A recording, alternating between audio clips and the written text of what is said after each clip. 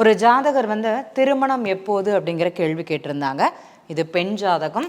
வயது பார்த்தீங்கன்னா அந்த பெண்ணிற்கு 25 வயது அப்படிங்கிறது ஆகிறது. இப்போ ஏல்பி லக்னம் என்ன லக்னம் அப்படின்னா அவங்களுக்கு மீன லக்னமாக இருக்குது. ரேவதி நட்சத்திரம் 4வது பாதம் லக்ன நட்சத்திர புள்ளியாக இங்கே இருக்குது. இந்த லக்ன நட்சத்திர புள்ளின்னு சொல்லக்கூடிய கிரகம் எங்கே இருக்குது அப்படின்னா 10ஆம் இடத்துல உட்காந்துருக்குது. இந்த 10ஆம் இடத்துல இருக்கும்போது ஜாதகர் தொழில் சார்ந்த விஷயத்தில் கொஞ்சம் அதீத கவனம் அப்படிங்கிறது இங்கே இருக்கும் அவங்களுக்கு.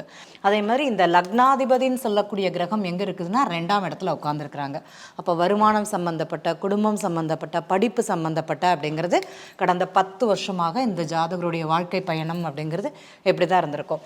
சரி, இந்த ரேவதி நட்சத்திரம் 4ஆம் பாதம் திருமணம் சார்ந்தது. ஜாதகர் 10ஆம் இடத்துல தொழில் அழுத்தத்தில், வேலை அப்படிங்கிற நிர்பந்தத்தில் போய் ஜாதகரே உட்கார்ந்துருக்கிறாரு அப்படிங்கிறது சொல்லலாம். 7ஆம் பாவகம் அப்படிங்கிறது இந்த ஜாதகருக்கு திருமணத்திற்கு பார்க்கக்கூடியது. இந்த 7ஆம் பாவக அதிபதி யாருன்னா புத பகவான் தான். அவரும் எங்கே உட்கார்ந்துருக்கிறாருன்னா 4ஆம் இடத்துல உட்கார்ந்துருக்கிறாரு.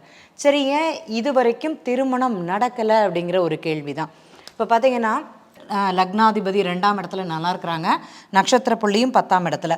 இந்த புதனுடைய நட்சத்திரம் ரேவதி நட்சத்திரம் முதல் பாதத்திலேயே திருமணத்திற்குன்னு வாய்ப்பு இந்த ஜாதகருக்கு அதிகமாகவே இருந்திருக்கும். ஏன் நடக்கலை? மனதுக்கு பிடித்த திருமணம் நடக்கிறதுக்குண்டான ஒரு தன்மை அப்படிங்கிறது இருக்குது. ஏன்னா இங்கே 5ங்கிறது மனம், 5ஆம் அதிபதி எங்கே இருக்கிறாருன்னா 11ல் இருக்கிறாரு. அப்போ திருமணத்திற்குண்டான எண்ணம் அவருக்கு இருந்திருக்குமானா காதல் சம்பந்தப்பட்ட எண்ணம்ங்கிறது அங்கே எப்போ ரேவதி நட்சத்திரம் முதல் பாதத்திலே இவருக்கு ஆரம்பிச்சிருக்கும். ஆனால் வேலையின் காரணமாக, நிமித்தம் காரணமாக இவங்க திருமணம் அப்படிங்கிறது அங்கே தடைபடுது அப்படிங்கிறது சொல்லலாம்.